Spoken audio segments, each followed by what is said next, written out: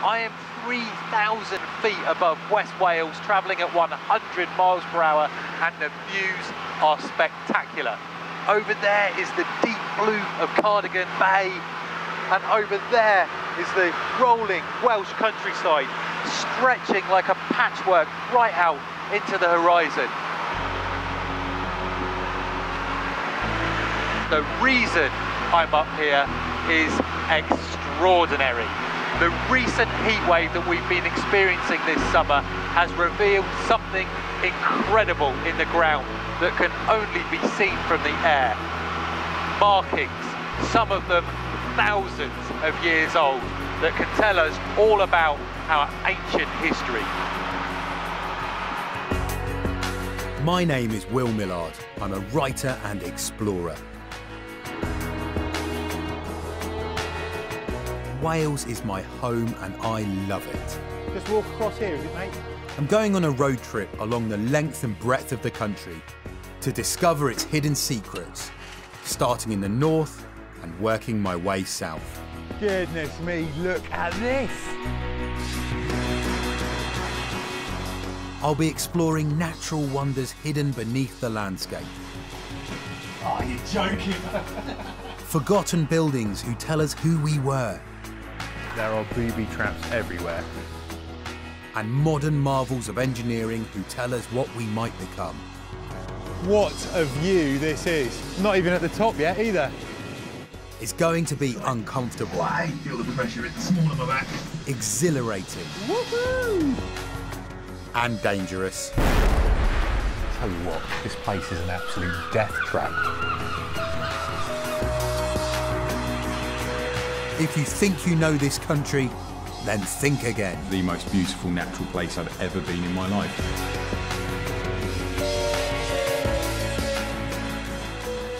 This is Wales as you've never seen it before.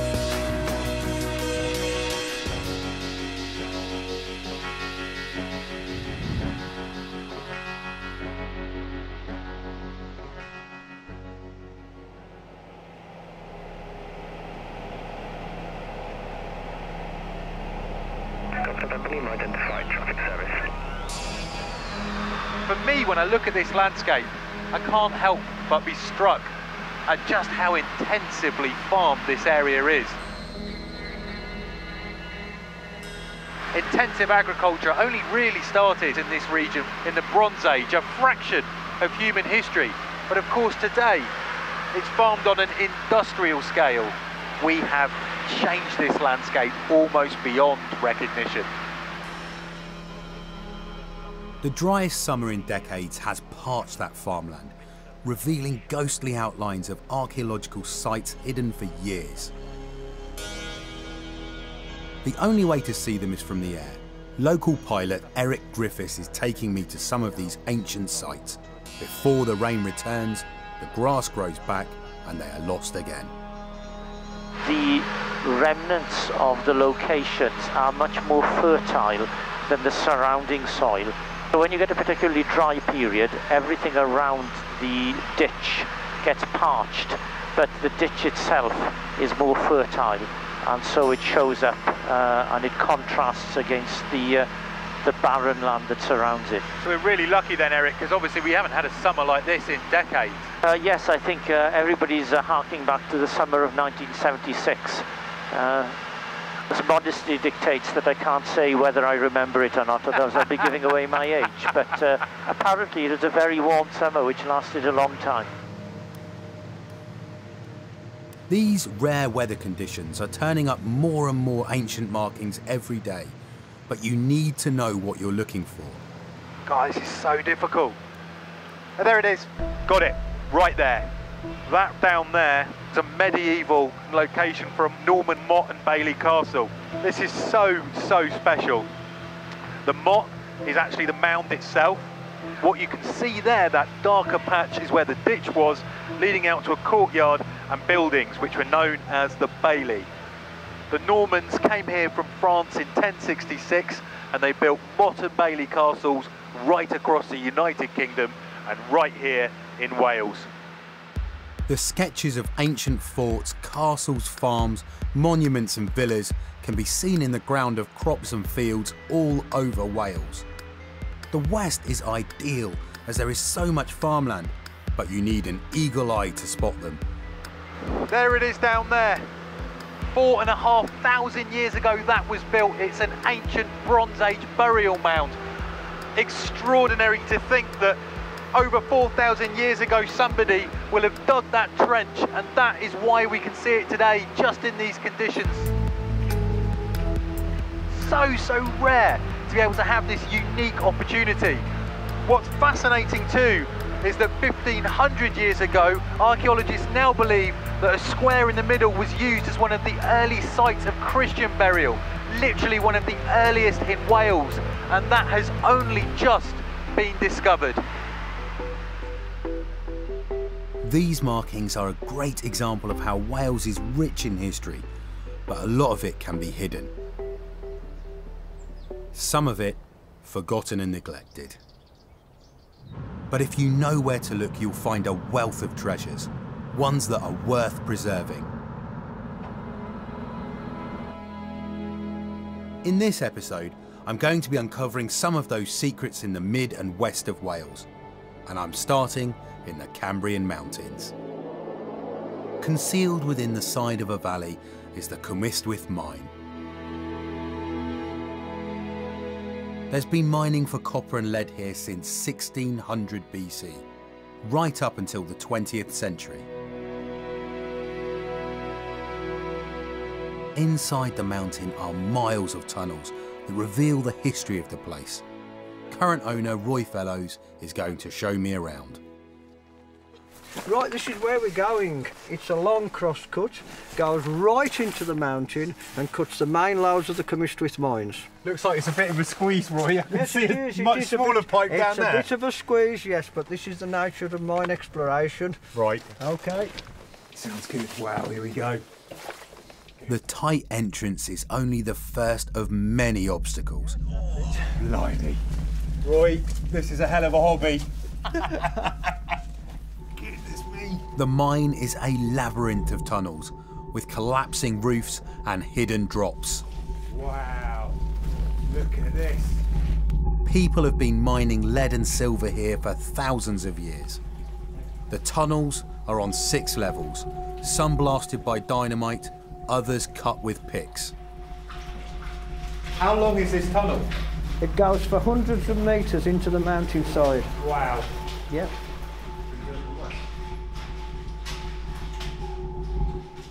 There's no props or anything, is there, holding up? You're just relying on the rock. This. It's self-supporting, quite solid rock, no problems. What is it about this place that has brought so many people here through all of those generations? Well, you've got the richness of the mineral load. There was the Industrial Revolution through the 19th century, which caused a massive demand for metals, and if people could see a way of earning a profit out of it, they would come back and invest money into it right up to the 1950s. Tell you what, he doesn't hang around. Is this a train track, Roy? Yes, this is part of the tramway. Look at this. There was a tramway all the way along here at one time, but it was stripped out by scrapmen in the 1960s. This actually is quite interesting because... I'm not kidding, he's just gone across a bridge that looks like something out of Indiana Jones without even braking for a pause. Just walk across here, is it, mate? Yes, it is safe with care. Looks like a bit of a drop down there. Roy's definition of health and safety is very different to mine. Oh wow, look at that. Right, well here we got probably some of the biggest underground spaces at Cwm Ystwyth mines. Lots of care needed. Well, goodbye claustrophobia. Wow, that's immense. It is. As you can see, right above us here we've got timber crib work, which is holding back tons of rock. That, unfortunately, will come down at some time. Right. If you see part of it started to drop already at the far end. How old do you think that timber is, Roy? That could be well over 100 years old. Well, let's just keep going. We don't need to worry too much about that.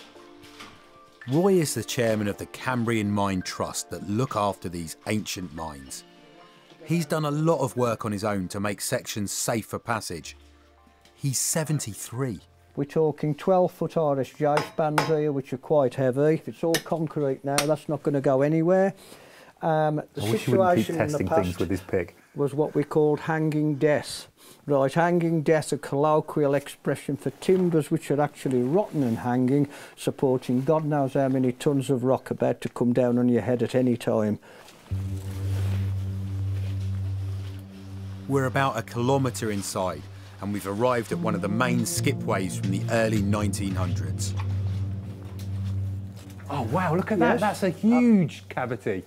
It was worked by a compressed air hoist up there. You can look down here to water. It's about 80 feet.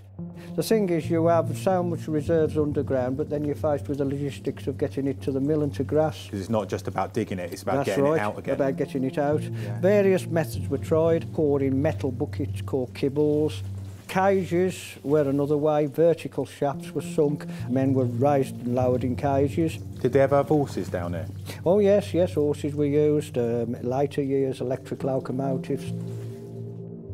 Mining peaked at the end of the 19th century, and it's been said the average life expectancy of the workers was just 32. It was very physical work, and death from lead poisoning and explosions weren't the only risks. This is interesting because here we have a hopper where ore from the stope workings above was tipped in. It's like a chute, basically. Exactly, it's a chute. The truck would back up under the hopper, a timber would be reduced and a bit of a poke and it'd start to pour out into the truck. Wow. It was a rather risky occupation because what could happen, it's all start to move, the bar suddenly moves to one side and takes you up against the wall and crushes you to death. And it did happen in the mines. Right.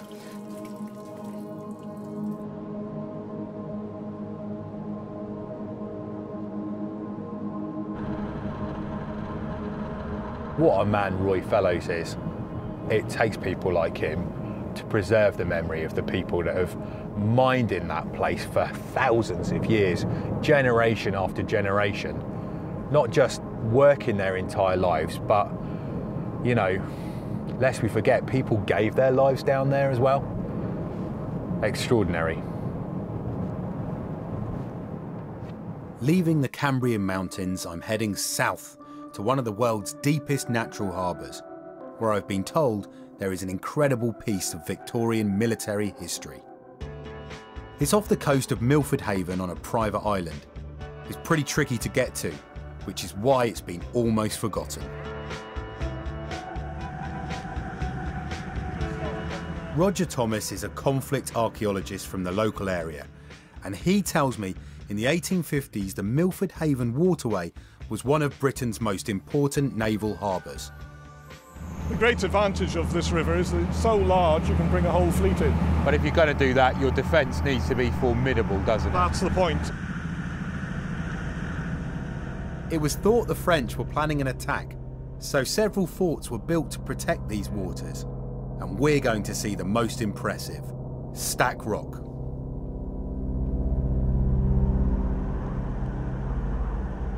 It looks like a Colosseum.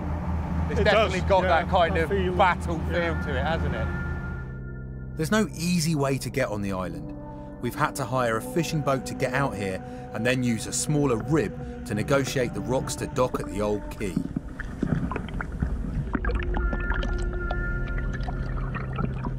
Well, look at this, we made it on. The only way in is up a rickety ladder, and inside it's even more dangerous.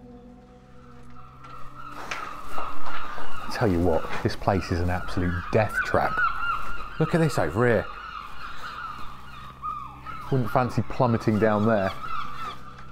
It's been derelict for over 70 years. It's a little bit creepy. Blimey, there's a hell of a drop down there. That's a cartridge hoist, this is a shell hoist. Is it? For bringing up the ammunition to the guns from down below. Whoa. Look at this. That is a serious piece of ironmongery. Is this a cannon? That is a 10-inch rifle muzzle loading gun. Right. God, I bet that'd go off with a tremendous crack. Oh, the noise would have been absolutely enormous. How big were the shells for this? The shells were 10-inch in caliber and they weighed 410 pounds. 410 pounds. Yeah. And when that went off, it was actually black powder. So it produced copious clouds of white smoke. And these runners on the floor, yeah, this is where the gun would have been the gun was on a slide, around, which could be tracked around and follow a moving ship. And then if you look at the shield, you can see here how it's 4.5 inches of wrought iron, 4.5 inches of iron and concrete again, 4.5 inches of wrought iron, and then 12 inches of concrete, and then a further 6 inches of concrete. And it works as a sandwich. The thickness of that, they've built this well, haven't they? Yeah. The Milford Haven Harbour was one of Britain's biggest sea approaches and contained the Royal Navy's main shipbuilding dockyard. In the 1850s, Napoleon III had revived France as a military force and was aggressively looking to expand his empire. This harbour was thought to be a major target for Napoleon, and our government spent an absolute fortune building forts like this to protect it. These are the latrines. Oh, there's a bit of a broken toilet in there. Yeah, no flush. All the foul water ran into the cesspit. But to get rid of it, you listen down here, you can hear the sea. It's flushed by the sea twice a day. That's ingenious, isn't it? It's a very clever way of doing it. All the water was collected in the rain. Everything was saved. Because, of course, if they were attacked, they were isolated. You need to be able to go to ground, so you had to go to ground and you had to save every drop of water. How many men were living here? Generally, it's just under 200 men.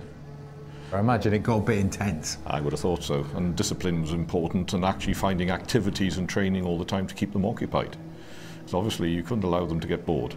So they had to be kept on their toes. In various games, they played quoits out here. They had boxing matches. So you get all these sort of sports that were generated where it didn't take a lot of room. But what's unique about this place is just how intact it is. There's a little bit of natural decay, you know, where the wood's rotting back or the glass has been blasted out of the windows. But pretty much as you walk around this place, you can imagine what it would have been like.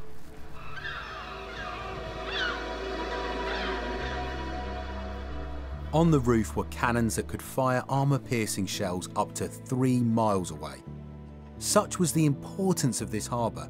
Stack Rock was only one of many forts guarding these waters. Just looking around here, you can see there's fortifications everywhere once you get your eye in. Yeah. There, forts on every headland pretty well, right round. And it was a massive deterrent, wasn't it? These forts stand out and say, look at me. I'm here, I'm strong, you've got to overcome me. And it was from the outset, they were designed to have that intimidating effect. So really, they're equivalent to the nuclear deterrent, only in the 19th century. I wonder what's going to happen to this place now, though. I mean, who would buy an old fortress? Well, similar forts down at Portsmouth have been turned into hotels, and bespoke hotels, what a hotel it would be.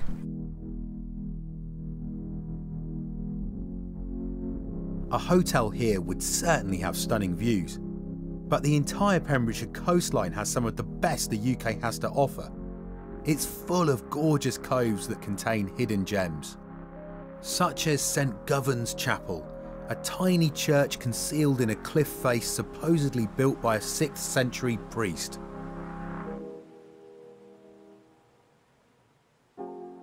But it's not the chapel I've come to see.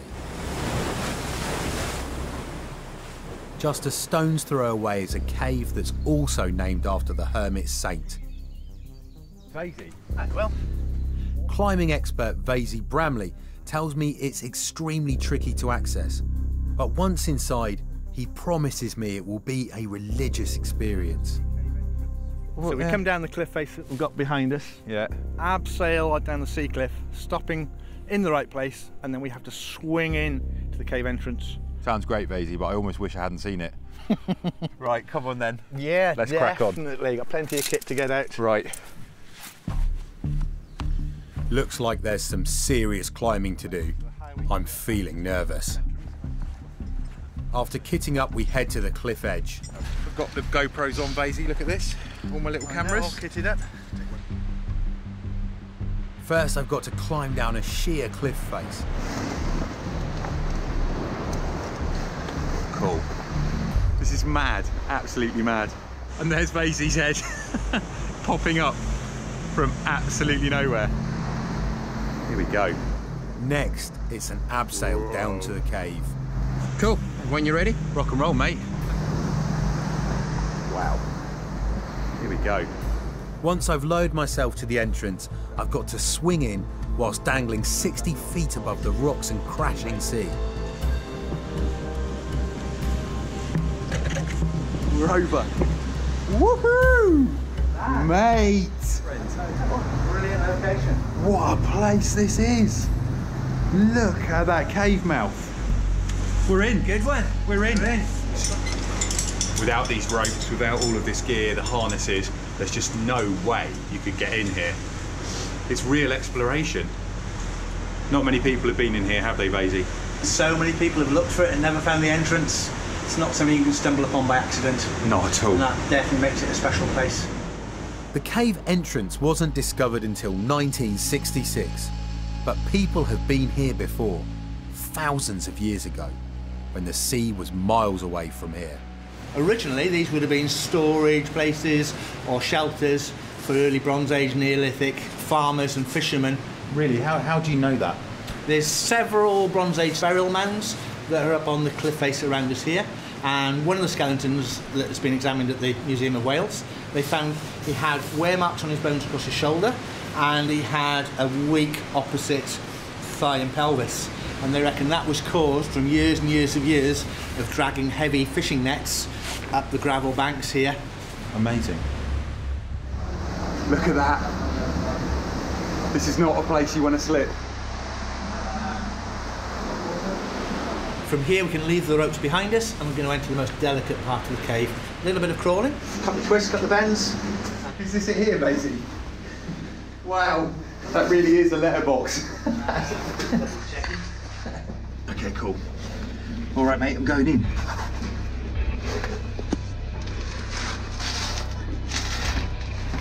Wow. Oh, this is tight. That is tight. Wow, I feel the pressure at the small of my back.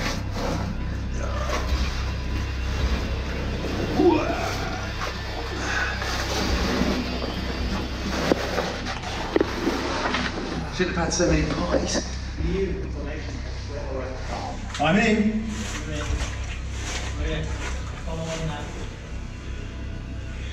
Look at all these hanging down from the ceiling. Tiny stalactites. Beautiful. And just these pools of water which are just crystal clear. The rock in this cave was formed from the calcium in the bones of billions of dead sea creatures, about 350 million years ago. 60 million years later, tectonic plates threw up the mountains in Spain and Portugal, which also created the mountains and cliffs right here in West Wales. I'm only a few hundred meters in from the entrance, but it's taken me an hour to wriggle my way here. It's like being born again. Okay, I'm in. Oh yeah. Wow. Coming into this big black chamber. Try not to touch anything. Try not to break anything. Wow. Nothing short of spectacular. Hundreds of thousands of delicate stalactites hanging down from the ceiling. And then just these stalagmites. I've never seen stalagmites so big. There is a column there that is wider than an oak tree. Vaisey, this place is amazing, mate. It's awesome, isn't it? It's just a wall, it's full of the most amazing formations.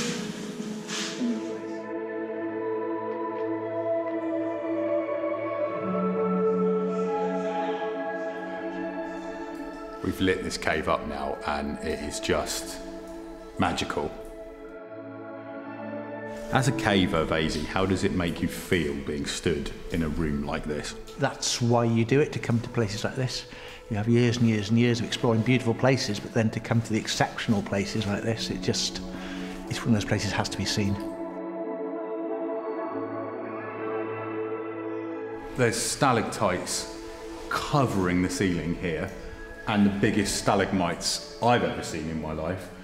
Well, the stalactites have been created by drips of water dripping down off a point in the rock for thousands upon thousands of years. Every time they drip, the water evaporates and it leaves this long, thin tube of calcium carbonate and has formed into these stalactites, stalagmites, the bosses, the columns, the helictites, all this array of fantastic formations. It's extraordinary. I mean, it's one of the most beautiful natural places I think I've ever been in my life. The human existence is such a fleeting thing compared to something like this. Puts your life in perspective, really, doesn't it? One of those things that's happened in the eons of times before we can even imagine, before man was on the planet and things, this was being created, and we're just allowed this little window of time to come in and view it all, and it will continue long past our days. Only few people have ever been to this spot. It just makes it so special.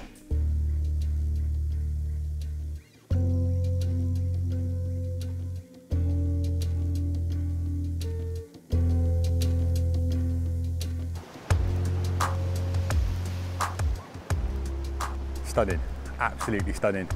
All of those times I've come to Pembrokeshire on holiday, and it's always been about that. The cliffs, the coast paths, those crashing waves. But now I know that there's something absolutely astonishing underneath my feet as well. This place, remarkable.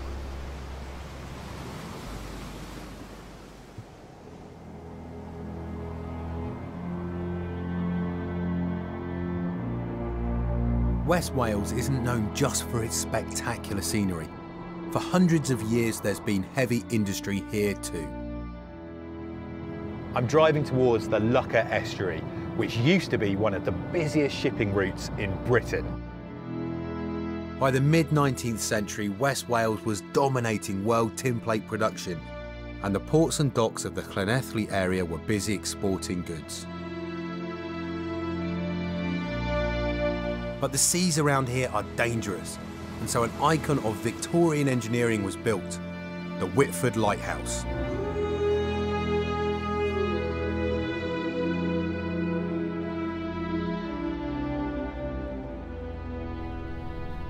I'm glad you recommended me taking the 4x4 today, Roy, because it is deceptively far out to that lighthouse. So yeah, it can take an hour and a half to walk from here. The area around the lighthouse is affected by ferocious tides, and Roy Church from the Gower Heritage Centre tells me today's tide only gives us 90 minutes to get there and back. Yeah. Let's go and show We don't have long before the sea will rush back in. That's pretty striking, Roy. So this is the Bury Estuary, Right. and the lighthouse there marks the entranceway into it. And the reason it's there really is to do with the industrialisation of the north side of the estuary. It was important for the colliery owners and the tin works to make sure that they could advertise safe routes into the harbour. By 1816, the reports in the newspapers tell us that over 3,500 ship movements alone. 3,500 going into Llanelli docks. Blimey. Ready for a walk because it's nearly 1 kilometre away from here. Is it? Yeah. The lighthouse was built in 1865, and although it hasn't been fully operational since the 1920s, it's still standing proud. It's listed as the only wave-washed cast iron lighthouse left in Europe. That is awesome. So here we are, yes, a classic, beautiful shape. That is amazing.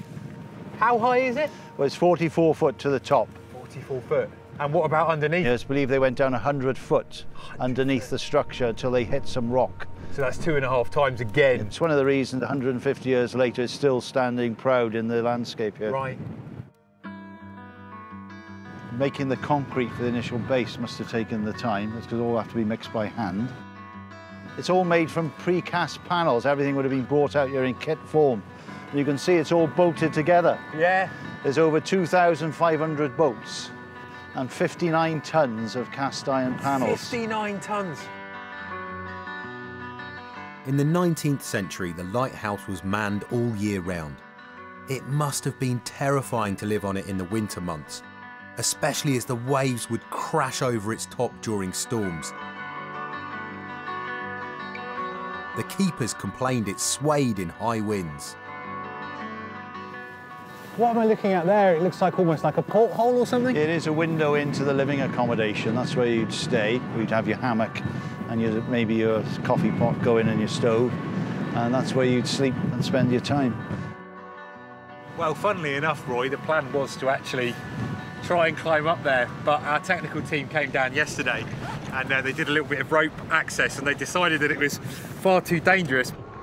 But our climbers did manage to get up there and they shot some of this footage here before they had to beat a hasty retreat. Have you seen it from this angle before? I've never been up to the balcony or inside, and it looks like to me like the floor inside has now gone missing. So you can still see the brick-lined rooms that were built up there. And there's that hole There's from the window, inside. Yeah. Porthole, yeah. It was the lighthouse keeper's job to maintain the oil lamps and reflectors. Records from 1880 show they got paid just £1 a week and had to stay up there on their own for 2 weeks at a time. These railings and the details on here are just stunning. I mean, that is quintessential Victorian design, isn't it? Yeah. All of these things that are only going to be observed by one, maybe two blokes that are living here, but it still looks beautiful, doesn't it? Yeah, stunning, isn't it? Iconic. Decommissioned by the 1930s, the Whitford Lighthouse has been decaying ever since. The footage we shot from the top is probably the last time anyone will ever see what it was like inside.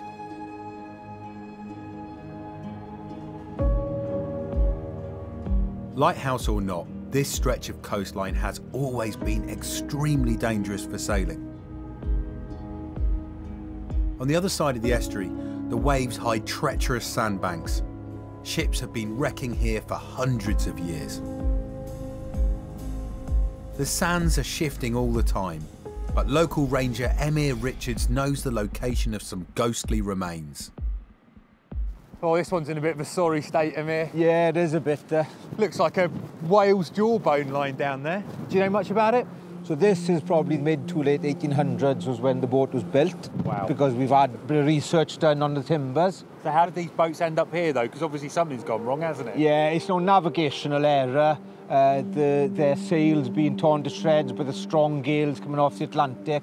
But also, at times, being lured in. We've got a gang of looters that would actually try to entice the ships onto the sands using false beacon fires. And your ship gets caught on the sands, then it's wrecked, and them coming in and just plundering the cargo.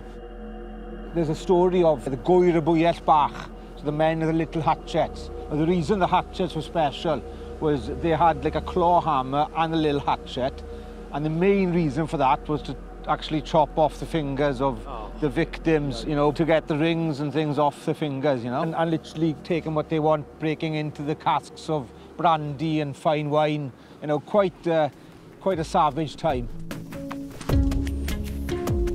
More than 300 vessels have foundered here over the centuries.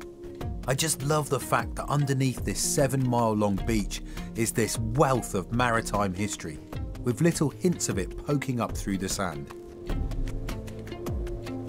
The biggest remains are at the western end, and they're of a large windjammer that grounded here nearly 100 years ago. That is a big old wreck, isn't it? It is indeed. This is the Paul. It was actually coming from Nova Scotia in Canada to St. Anne's Head. Right. Basically managed to come up, found the channel, and obviously they got trapped on here then. What were they bringing in? They were bringing in a cargo of quite expensive hardwood timber. Right. Tropical hardwoods, you know.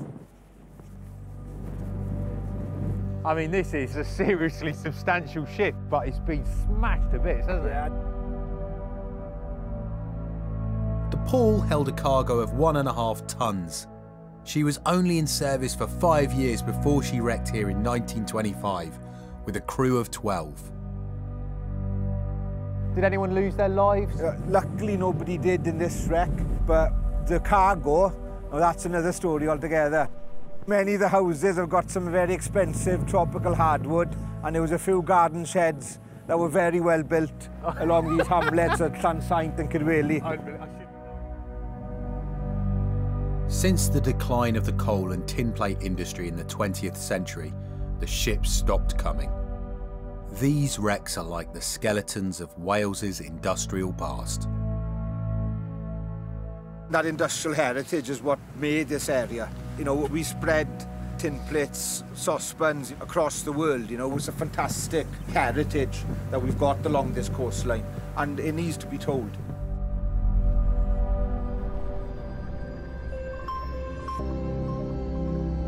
Looking at this peaceful and stunning stretch of coastline, it's hard to imagine it as a major shipping lane that served the busy tin and coal industry of West Wales.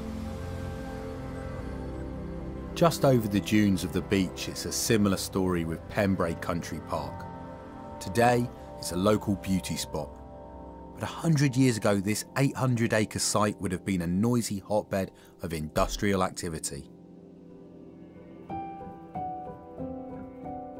In 1914, this was one of the biggest World War I munitions factories in the UK. Hi Sarah, how are you doing? Sarah Rees is trying to stop its memory from slipping away. I'll be honest, looking around here today, it all feels very tranquil and peaceful. It's quite peaceful now, but during the First World War, there were over 400 buildings on the site, producing around about 300 tons of dynamite per week. That sounds incredible.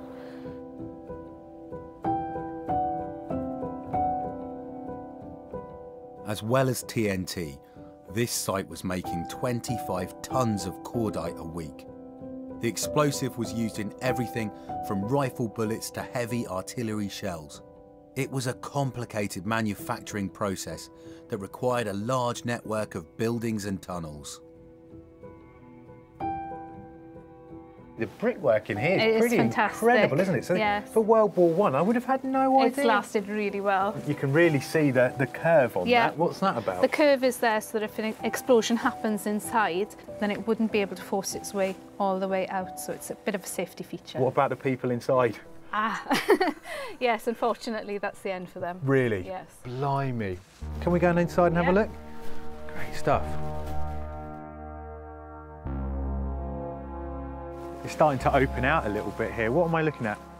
Well, here you've got the enclosure, so you've got the blast banks running all the way around. They're quite high, so that if any blast did happen, it wouldn't expose the other enclosures on the outside. And here in the centre, you would have had the shed, just in here? For the mixing of the cordite. So it would have been a pretty flimsy structure, so that if a blast did occur, they could rebuild it quite quickly. There was a maximum of 6 allowed in here at any given time. Why 6? To minimise the loss of life. That's dark, isn't it? Yeah. 6,000 people would have worked here, and the majority of them were women, as millions of men were away at war. They were known as munitionettes, and they came from all over the area: Swansea, Carmarthen, Buryport and Llanelli. There's not much left of the munitions buildings today, but Sarah says you can still see where the explosives were once manufactured. Aha. Tunnels. This was one of the tunnels that nitroglycerine flowed through. Right. They would have had lead-lined gutters. I see. But that is a seriously explosive chemical. It is, yes. What were the conditions like? Conditions here were fairly awful. They had troughs to wash in rather than basins, so they suffered epileptic fits from working here. Why would they suffer epileptic fits? The ether in the air, the fumes, caused them to have these fits.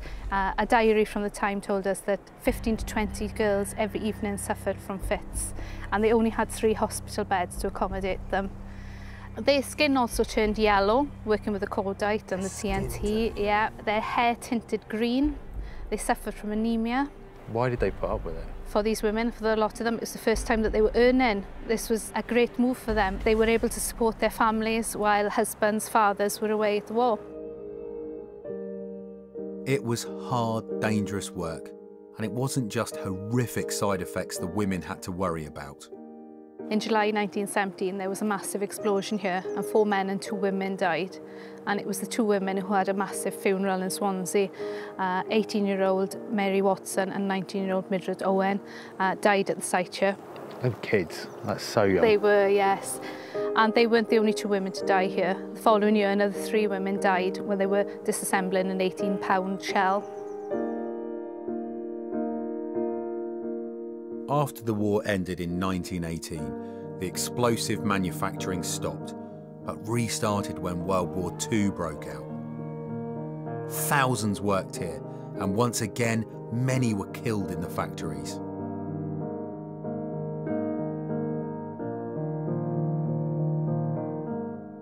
But apart from the tunnels and a few storage units hidden amongst the trees, if you're walking around this park today, you'd be completely unaware of this place's remarkable history. They're in quite a bad condition. We are hoping that at some point they will be looked after, listed, and of course more information will be given on what these structures actually are. There's something quite sad about this place. It's always sad whenever you go to any war site, especially ones where weapons were made that killed people in massive numbers. And especially in light of the fact that I've been told that the people that worked here did so in very, very difficult and dangerous conditions. But I think what's most sad of all is the fact that this place just feels completely forgotten and abandoned. And that's no testament whatsoever to the sacrifices that the Welsh people made who worked here. Their work has gone unrecognised. Since the early 20th century, it's rumoured West Wales has housed secret military installations. And over in Carmarthen, the former mayor, Alan Lenny, reckons he's got one to show me. He tells me it was a controversial construction for use during wartime, and he's asked to meet me in a council car park. Well, yes, the thing is, Will, we are standing on a Cold War nuclear bunker. And underneath is a nuclear bunker that was built in the mid-80s. Why on earth did they build this? Well, it was during the height of the Cold War. The government at the time, Margaret Thatcher's government, was so concerned about the real possibility, in their view anyway, of an attack by Russia, a nuclear attack, that they gave money to councils to build nuclear bunkers. Unprecedented funds were made available for the construction of hundreds of new bunkers for local authorities all over the UK. The plan was to connect them by communication lines to a larger underground HQ. Alan's pulled a few strings to get the keys. Yeah, we'll give it a go, shall we? There are 4 heavy-duty hatches and they're sealed airtight. Yep, good. God, they're heavy, aren't they? You'd expect they would be, though, wouldn't you? Well, to withstand a nuclear blast, yes, they'd have to be. I'm taking down some gas monitors to check the stale air inside is safe. All right. Come on then, Alan, let's go in. Blimey, the things I do. It's got a foreboding atmosphere, hasn't it? Well, yeah. It's not the kind of place you want to be if the end of the world is coming. Look at the size of these doors. Unbelievable, they're so thick. The floor is flooded with rainwater, and most of the bunker has been stripped of its contents, but there are still clues that reveal its purpose. So when the nuclear bombs would start raining in, then there'd be people in here trying to, I don't know, coordinate emergency action via these maps throughout West Wales. I mean, this is for real, isn't it? A bomb has been dropped, the nuclear fallout is spreading across the district, and presumably someone here is plotting where that wave of nuclear fallout is going. Especially on Pembrokeshire, where the United States' main installations were tracking Russian submarines. That would have been a prime target. There is danger outside. Fallout can kill. The threat of nuclear war became so great in the 1980s, the government produced pamphlets and videos to advise the general public. Stay in your fallout room until you are told it is safe to come out. While we were advised to stay at home, it's estimated 20,000 ministers, council officials and service chiefs would hide in a network of UK bunkers. the local councils would turn into temporary outposts from which to restart the country.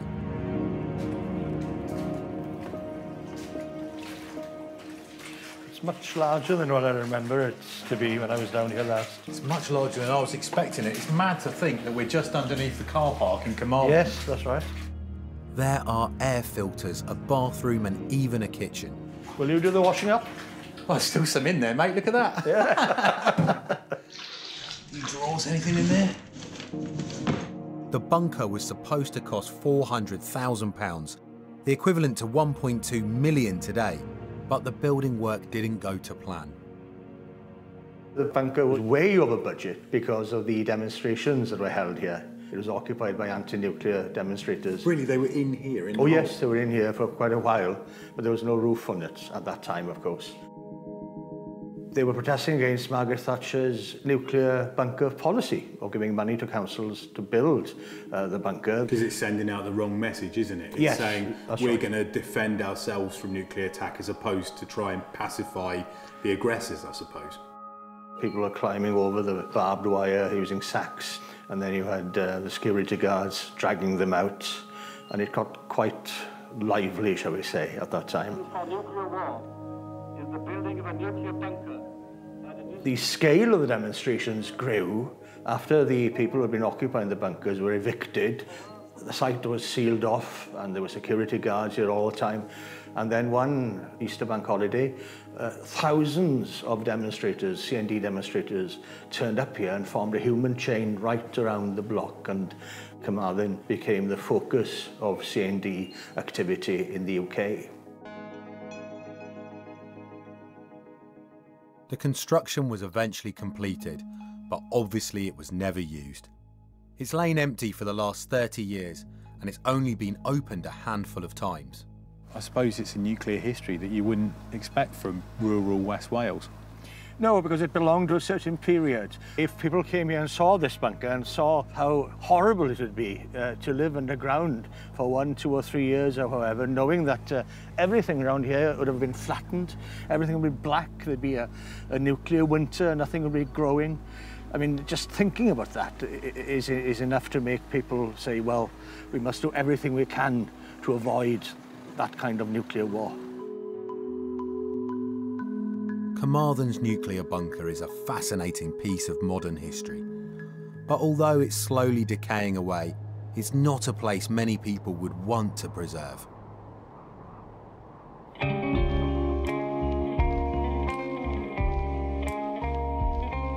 But there are loads of derelict buildings all over Wales that are architectural gems. Places with rich histories that are slowly falling into ruin. And it looks like some of them are in danger of being lost forever. Take this place, for example, the Swansea Palace Theatre. It was opened in 1888 and hosted the most popular variety acts of its time. Laurel and Hardy came here, Charlie Chaplin. In the 1960s, Sir Anthony Hopkins made his first professional appearance on the stage. But now it's falling into a state of disrepair and has laid empty for many, many years. Some people blame the owners for not investing enough money in its upkeep, and others say that the council haven't done enough. But whatever the reason for its current state, once a place like this gets beyond a certain state of disrepair, it can't be saved. And there are many more buildings of historical significance all over Wales that are crumbling in front of our eyes. In the west, there's Edwinsford Mansion. It had an impressive 42 rooms and was reportedly in a savable condition until the 90s. This 17th century mansion near Monmouth is Troy House. It's been empty for years and is scheduled to be turned into flats. Up north is Kinmel Hall, a grand 120-room stately home that's been derelict since the early 2000s. We found the owner impossible to contact. These are architectural icons and hugely significant to Wales's past, like this massive Victorian-era hospital just outside Denbigh. Built in 1848, this Victorian mental asylum in North Wales was once home to 1,500 patients. We've tried really hard to get in touch with the owner of this place, just so that we can get inside and take a look around and to try and tell this place's story. But like several other historic derelict buildings in Wales, the actual identity of the owner is hidden behind a company that's registered to an offshore tax haven. The council has just managed to pass a compulsory purchase order on the property. But in the time it's taken to do that, the hospital has been subject to arson attacks and water damage, and it will take a lot to save it now. It's really quite sad. Back in mid-Wales at the foot of the Black Mountains, there is another stunning collection of derelict Victorian buildings with a similar history. This place, the Talgarth Hospital, was built in 1900 under the original name of the Brecon and Radnor Lunatic Asylum. The remote location was chosen specifically so the so-called mentally insane could be kept out of sight. It was open for 100 years, but has since been derelict for almost 20. It is a dangerous site, but luckily we've gained special permission to access it today.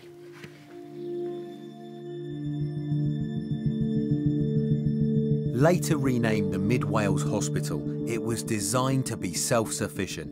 It was like a village with its own private water supply, electricity generators, kitchens, workshops, a bakery and even a farm.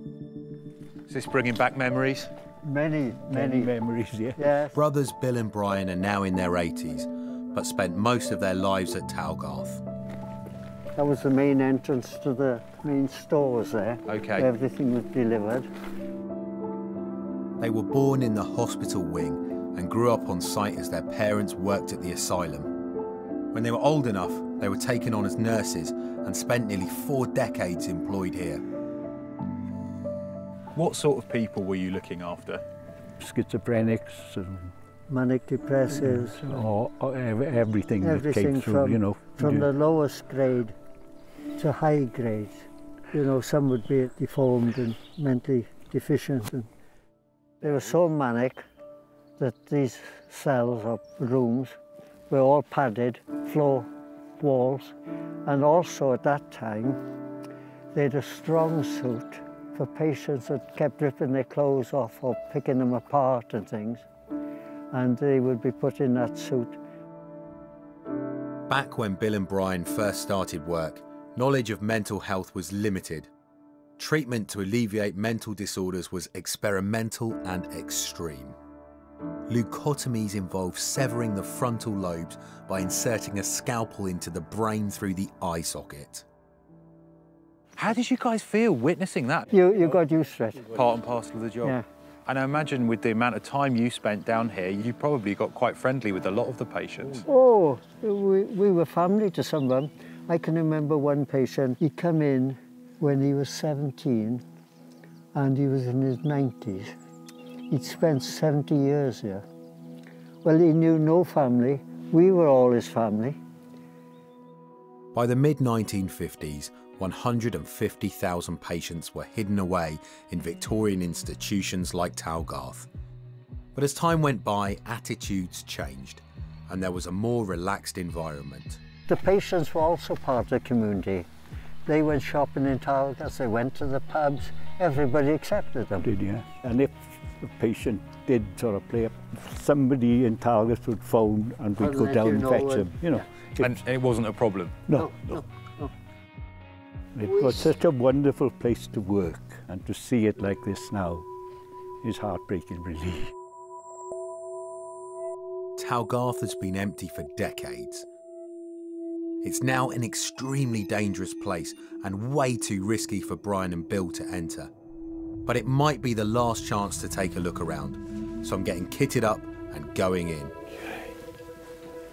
Right, let's try this corridor here.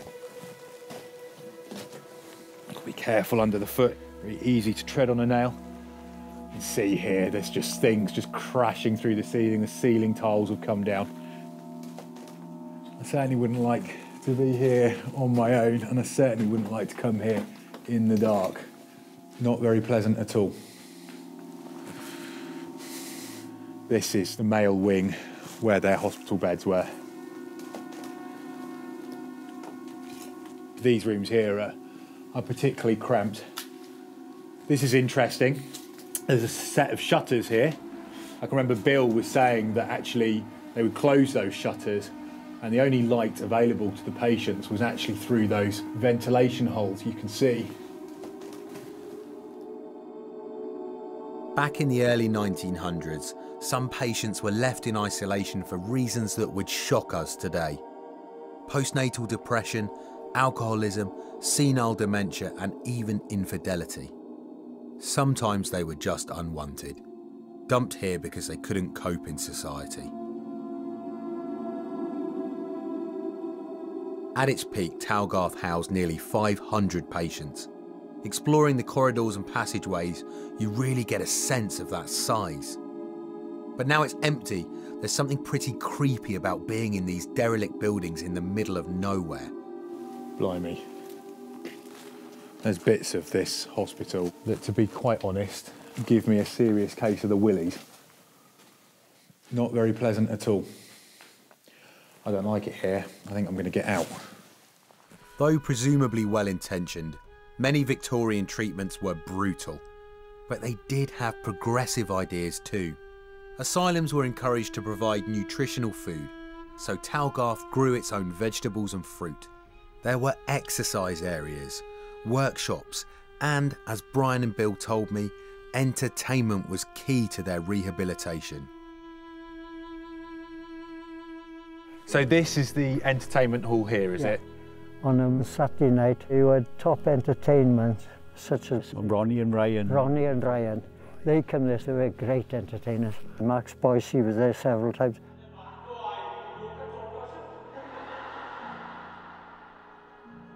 This is the area that eventually leads to the entertainment hall. Wow, just got to be careful. There's a little bit of a pipe working there, so step over that. Here we go. Ah, look at this place. Chandeliers hanging down from the ceiling. Royal red curtains. It's almost like it's been split in two. You can see what it used to be like on the right-hand side, and then you can see what it's like today because of the water damage. It would have hosted dances, it would have hosted their films. This was the epicenter of entertainment and leisure for all of the residents, and this is very much the spirit of Talgarth Hospital.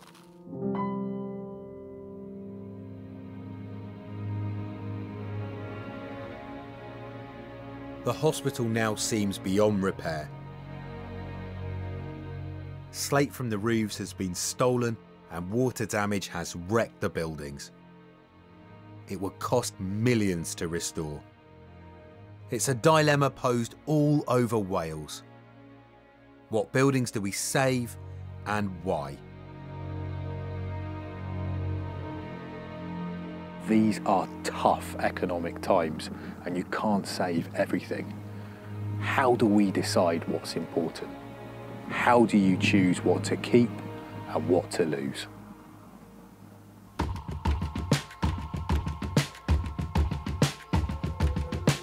Next time I'll be discovering the hidden histories of South Wales. I'll be exploring places such as a former POW camp, one of Wales's last coal-fired power stations, and I'll be squeezing my way through one of the biggest cave systems in Britain.